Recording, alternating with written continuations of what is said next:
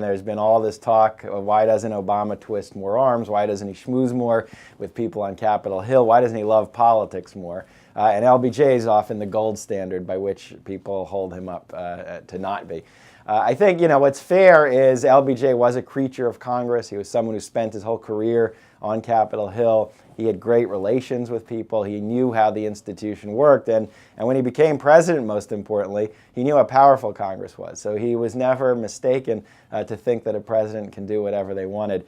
The big difference is Johnson had two things Obama doesn't. Johnson had a huge grassroots civil rights movement that was creating overwhelming pressure on Congress and on public opinion to pass bills. And after 1964, Lyndon Johnson had huge liberal Democratic majorities for 2 years on Capitol Hill. 295 Democrats in the House, 68 in the Senate, and liberals dominated the caucus for the first time. So they were ready and eager to pass legislation. So it wasn't easy, but you could move bills through the chamber.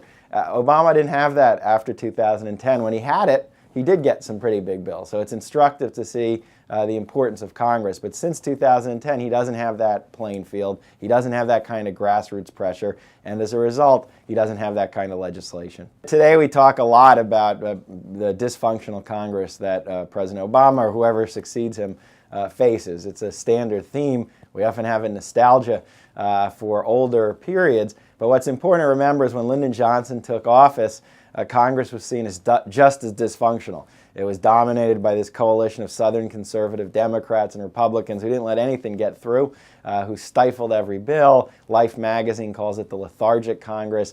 Others call it the dysfunctional Congress. And what the lesson is of this period, it took this huge external push outside Washington to get a different kind of Congress. It only lasts for a short period of time.